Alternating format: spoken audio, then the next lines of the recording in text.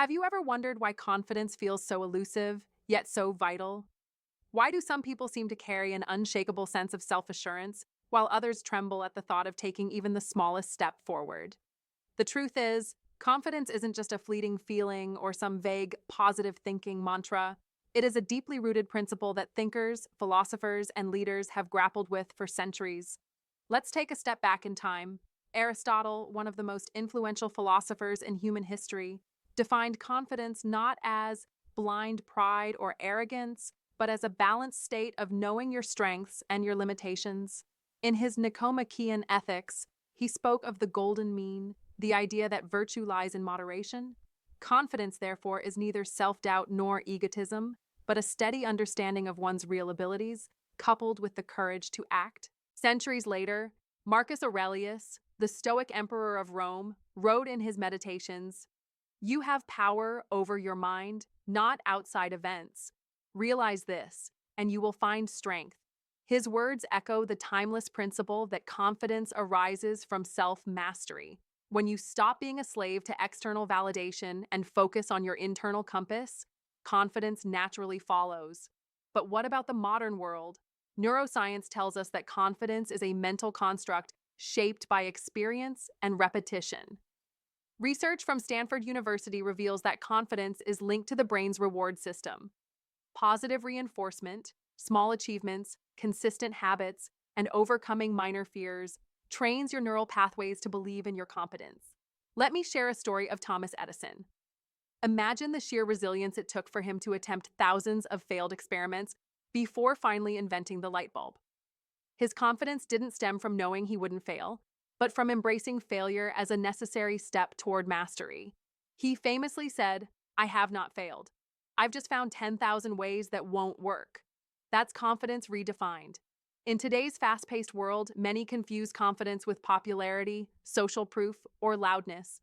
But real confidence, as history's greatest thinkers taught us, is quieter. It's the deep-rooted assurance that comes from knowing your values, embracing your flaws, and persistently working towards growth.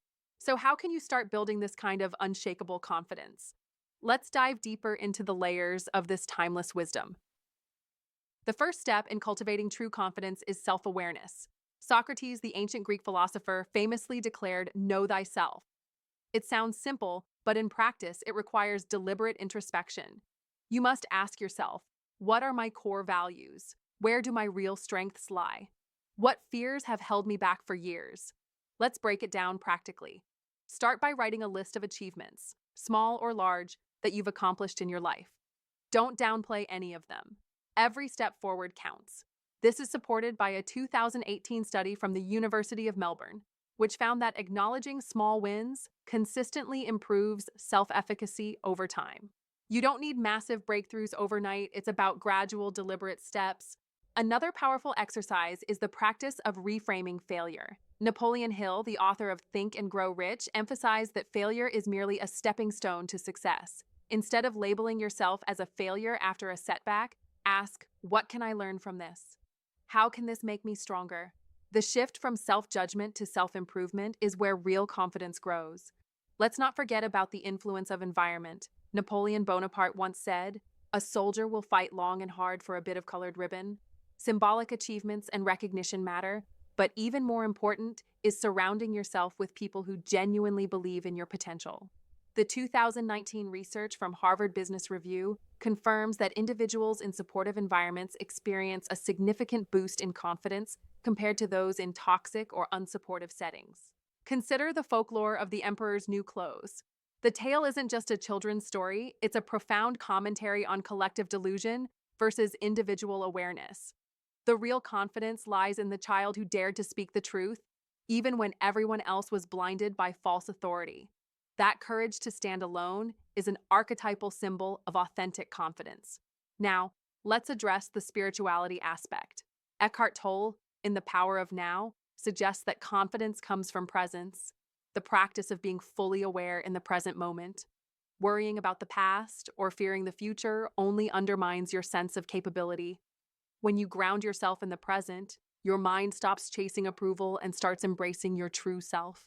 But what if you feel you're too far from this ideal version of confidence? That's perfectly okay. The Dalai Lama teaches us that compassion toward oneself is a critical step. Begin by acknowledging your doubts without judgment. Replace "I'm not enough" with "I'm learning." Every great thinker and historical personality once stood where you are now, with doubt, fear, and a choice to move forward. Let's make this tangible. Here are 5 actionable exercises inspired by history's greatest thinkers and backed by scientific research. 1. Daily reflection. Every morning, write down one thing you did well yesterday and one thing you aim to improve today. Aristotle believed in habitual practice for virtue. Your mind adapts to what you focus on. Start small, but be consistent. 2. Reframing failure. Whenever something goes wrong, ask yourself, what lesson does this hold? Train your brain to see failure as data, not destiny. 3. Presence practice. Spend 5 minutes daily in complete stillness. Focus on your breath, as Eckhart Tolle suggests. Awareness of the present moment weakens anxiety and strengthens self-trust. 4. Visualize success. Psychologists agree that visualization enhances confidence. A 2014 study from the University of Chicago found that athletes who mentally rehearsed performance showed improved outcomes. Close your eyes and vividly imagine yourself succeeding in a task you fear.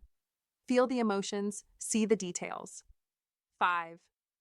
Power posing. Harvard psychologist Amy Cuddy's famous 2012 research discovered that standing in expansive, open postures for 2 minutes can boost confidence by increasing testosterone and decreasing cortisol levels. Consider the legendary figure of Leonardo da Vinci. His confidence was not rooted in arrogance, but in curiosity and disciplined inquiry. His journals reveal a man driven by unquenchable wonder, persistently sketching, questioning, and learning. His humility about knowledge made his confidence sustainable. Science supports this quiet form of confidence. A 2016 study published in the Journal of Personality found that individuals with stable self-esteem exhibit greater resilience and sustained confidence compared to those who rely solely on external validation. When doubt creeps in, remember the story of Mahatma Gandhi. He led India's independence movement not through military force, but by relentless nonviolent resistance. His quiet yet powerful confidence stemmed from unwavering moral conviction and steadfast belief in truth. A 2020 study published in the journal Psychological Science emphasizes that confidence grows when you align your self-perception with actual performance. This requires objective feedback. Seek mentors, record your progress, and don't shy away from constructive advice. Finally, the Japanese concept of Kaizen teaches continuous improvement. Each small habit matters.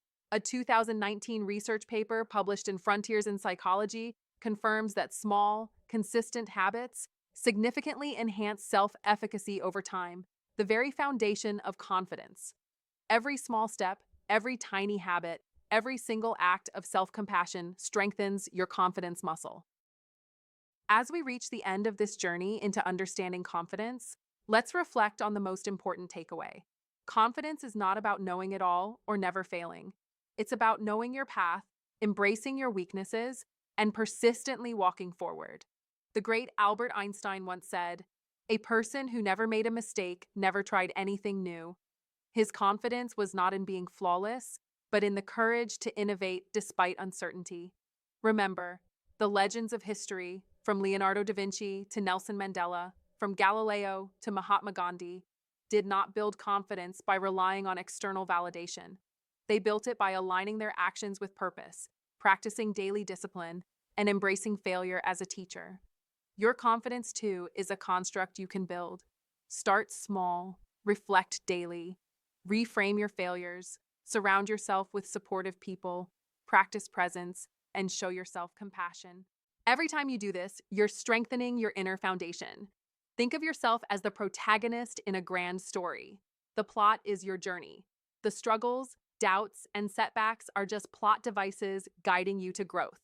With every choice, every small habit, and every step forward, you write your narrative of confidence. Stay patient, stay persistent, and let your confidence grow quietly but powerfully. The Thought Revolution is here to help you through every step.